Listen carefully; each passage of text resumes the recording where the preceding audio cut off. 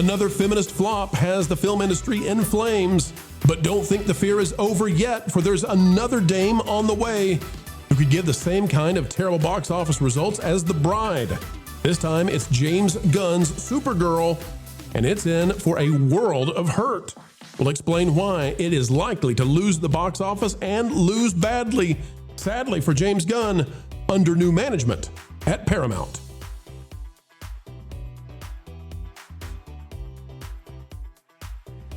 Folks, welcome back to the channel that is a fount of knowledge when it comes to how the Hollyweirds really act. We know them better than they know themselves. As we dive in, we ask that you click that like button, and if you're not yet subscribed, folks, claim the victory and click that button today. Woke journos are pretending they don't know why feminist films keep flopping. Why are they dropping at the box office? From the Hollywood and Toto website by Kristen Toto, get over there and bookmark it. Media plays defense for woke bride bust. Variety and Deadline can't share the key reason for the film's disastrous debut. $7 million, folks, at the opening weekend. $90 million budget, $60 million marketing spend. This one is going to cost Warner Brothers bigly. Says Deadline explained that celebrated director Paul Thomas Anderson's One Battle After Another, starring perennial award season darling Leonardo DiCaprio, was an anti-ice, terse, faced a rough road at Oscar night. Talking about all the woke takes that we've had out of the media as of late. Says Christian Toto, well, is AI to blame for what they're saying? No, that's not what's going on. Scroll on down, folks. What are they saying about The Bride? He says it's why major media entertainment outlets can't call out The Bride for bringing woke back to theaters nationwide. Writer-director Maggie Gyllenhaal's monster mashup bombed at the box office over the weekend, $7 million, budget between $80 and $100 million. Many factors come into play when a film underperforms, but this one, you all know, it is a feminist horror movie. All right, it's not hard to figure out why this one failed. People are literally walking out of it. But even with a cinema score that's a C+, which, by the way, is terrible, and even with the film's main character screeching, "Me too," guess what? The wokies cannot admit that woke made it go broke. Okay, what do they say? IndieWire comes up with this one. You can chalk up the lack of interest to The Bride to some Frankenstein fatigue. Oh my gosh. Ladies and gentlemen, we've had Star Wars fatigue. We've had superhero fatigue, but I never thought I'd see the day that we finally got to Frankenstein fatigue. Look at that. You can actually get Frankenstein fatigue. Has there been much in Frankenstein? One movie maybe, right? But that was enough. We're already fatigued. Deadline spin cycle is equally silly. Deadline said this. We've said it too many times. Period horror, well, maybe that's a double meaning, is hard as it never fully persuades either horror audiences or sophisticated moviegoers. Bride C+ cinema score is on par with Midsummer C+, and just below the B- grades for Nosferatu, Dracula, and Mary Shelley's Frankenstein, and Guillermo del Toro's Crimson Peak, okay? They will say anything it takes to avoid the obvious. This is a woke feminist film disaster. Unless you think that it's limited to just this one, there's a lot of money that could be leaving Warner Brothers soon, and it's this one. The fears are beginning to rear their ugly head. Folks, James Gunn has a very risky play on the way, and The Bride could be just the first of several feminist films ready to flop right out of the gates in 2026. From Cosmic Book News by Matt McGloin, James Gunn's Supergirl called a pricey risk. Warner Brothers nervous? Says a new industry take suggests the studio still has real concerns about Supergirl. Puck, P-U-C-K News, previously flagged James Gunn's Supergirl as one of the red flags on Warner Brothers' 2026 slate. Yeah, added to The Bride. Now the same outlet is escalating that view, describing the DCU movie as one of the studio's pricey risks. That's not the kind of label you want attached to a superhero movie that's supposed to help carry the future of James Gunn's DCU, especially with the slate or the sale of Warner Brothers and new owners Paramount Skydance. Now, I don't know if you guys saw last night, James Gunn's wife say thank you to Paramount owners as she was listing off people to say thank you at an award show. I think it was the Saturn Awards. But Paramount is going to be not too happy if they pick up Warner Brothers and they get all these kinds of films happening. I think this is going to come to an end real fast. Mike, what do you think about the idea that people are over Ghostbusters 2016, they're over Ray, they're over the Captain Marvel, they're over these feminist girl boss movies. They don't like them. They don't want them. Doesn't matter what genre it is. And Supergirl could be the most costly of them all coming out this summer. I mean, yeah, I think it was kind of an inevitable conclusion to all of this stuff. The problem is trying to make all of these different brands girl brands. I think Chris Gore said it the best. Disney making Star Wars a girl brand would be one of the most costly decisions they've ever made. The thing is, we already had genres of movies that women wanted to watch that made a lot of money. Women liked rom-coms, women liked romance films. They liked those kind of things.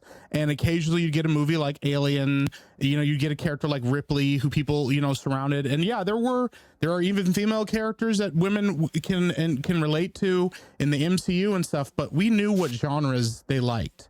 And there's a reason why things like anime are doing so well, because they have a genre that are specifically catered to one demographic. They know what people like, and those sell to the demographics they're paying for. Disney and a lot of these other brands thought that they could just slap whatever IP name onto whatever garbage story they were trying to put out. And this whole thing of trying to push this feminist agenda and push this idea that, women aren't represented in film and women need all this stuff, it rings hollow, because that was never a problem. Supergirl was never an issue as a character. The problem is everybody's sick of it always being, well, this movie's about a sloppy drunk who, she's supposed to be a feminist icon, and the best thing that she can do is drink, half a pint and make fart noises with her mouth. And you're like, cool. Why do I care about this? This is not what women want to be portrayed as. Right. This is like Spencer's Supergirl. Honestly, that's what it feels like. This is going to appeal to the lesbian crowd and not many others out there. I just don't know I don't know how big the demographic is for this, Marv. And I think this is another failure where Hollywood is donating up hundreds of millions of dollars in losses to prop up these feminist films. Yeah. It's Girl Guardians of the Galaxy. And it's a space romp with, like basically the James Gunn, the playbook of James Gunn. But what you've got, in these, in the DC universe right now, you have a property that would have benefited greatly from getting the Guardians of the Galaxy treatment, and that's Lanterns. And that's the only one not getting the Guardians of the Galaxy treatment. They have no idea what they're doing. Things like The Bride failing, I'm not shocked by that. You're following up a critically acclaimed Frankenstein movie with a movie where the bride of Frankenstein reportedly eats vomit. I mean, it is... I saw the trailer for it when I went to go see The Bone Temple, and I was just like, I cannot believe this thing got made. And then when I heard how much money they spent on it, I mean, right away, I don't understand how thrifty Zaslav has been, that got approved. Do you know how easy it should be to say Christian Bale plays Frankenstein and then to just let the money roll in? Yeah. And maybe that was an easy pitch. movie to make money off of. Maybe that was the pitch, but man, this movie is, and then, you got Maggie Gyllenhaal out there being like, well, I decided I had to become a director and a writer the second Trump got elected. And I'm just like, all right, you're not going to make any money. And it made $7 million. So, people are done with this. They don't want it anymore. And Hollywood continues to put it out there. I mean, look, concept to creation, this movie's probably been in production for 3 years. And, things that were probably still in production last year before the bubble kind of burst on all this stuff will probably continue to be coming out for the next 2 years. But if we get beyond the next 2 years and this kind of slop is still coming out, then somebody in Hollywood has got to answer for the sheer amount of money that they're gambling with, shareholder money.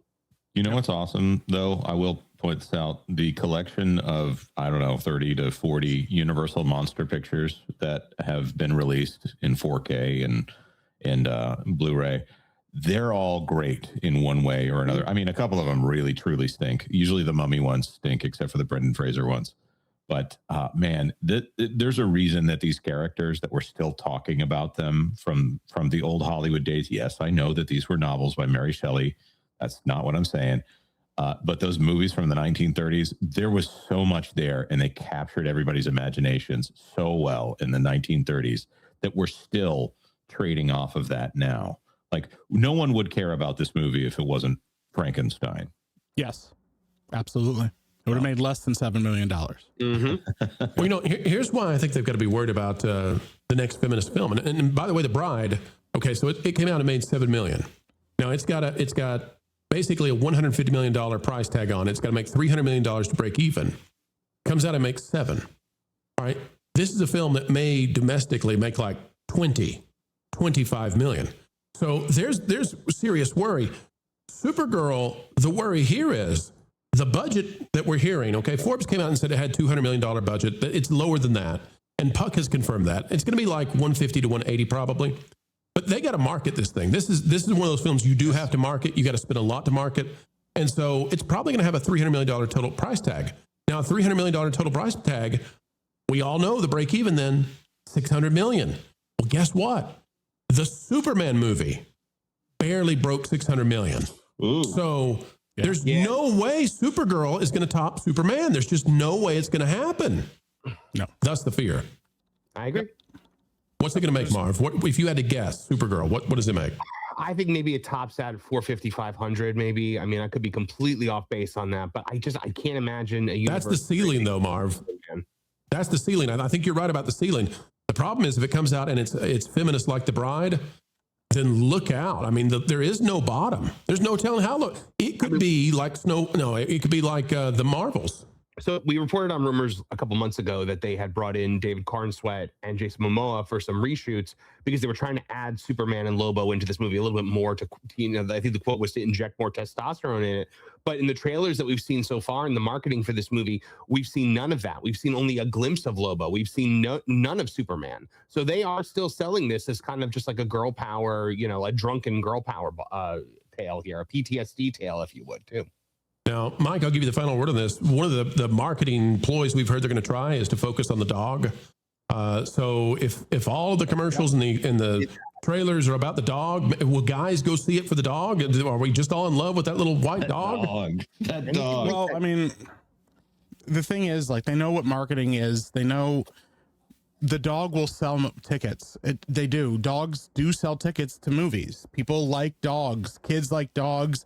Mothers like that. So they know that right now they're just they're going to market to the lowest common denominator. At this point, they're going to be desperate for it. I think we'll see a ton of crypto going forward because that's kind of the only thing that they have right now that's going to sell. I mean, that was a huge part of Superman's marketing. Like, if you go back, I mean, I know you guys know this, but a lot of people won't even realize how heavily crypto is pushed in the marketing of that film because they wanted moms and kids to go see this movie. And I knew that was going to be the case. And so there's X amount of dollars that can be generated from something like that. We know with like cute things sell tickets. So I think we'll see probably a pickup of that, but also because I know this movie's gonna be a little bit more irreverent, they're probably going to try to market it a little bit more carefully because I don't think this is a kid's film and I don't think they want kids to go see this movie. I mean, Superman was just barely a kid's movie too. Yes. Well, I mean, James Gunn grossly does not want DC to be for kids. I mean, we're seeing with Lanterns, you're introducing the Green Lantern, which is that's a property that could 100% capture a kid's imagination. And it's just F everywhere. Like he's getting the Peacemaker treatment. I was like, okay, he's going to have his R-rated stuff like Peacemaker and Creature Commandos and those like more kind of out there properties. But no, like that's going to be like, I think you're going to see like the James Gunn R-rated superhero stuff being the norm and things like Superman being the outliers. There you go. Drunk 3POJ out there says with an IP like DC, they should have focused on merch and games. That's right. Get the action figures going, get them flowing. That's the way to go. Instead, James Gunn doing what James Gunn wants to do, and that's always subverting expectations. Darn you, James Gunn. At least it works for Guardians. Often as we get ready to wrap these up, folks, you'll hear us say, keep learning, keep growing, keep having fun. And the reason we do it is because we appreciate you. It's true, we do. And we want you to have a good time. Thank you for giving us the great time of spending time with you. Folks, on the way out the door, consider clicking that like button, share, subscribe, click it and stick it to the algorithms. It's the notification bell, and drop a comment down below because you matter. Your thoughts matter. Who cares what the legacy corporate deadbeat media tells you? You really are important. And we're a testament to that. We wouldn't be here without folks just like you. And since we've said it, we'll say it once more. Folks, wherever you are and whatever you're doing, keep learning, keep growing, and as always, keep having fun.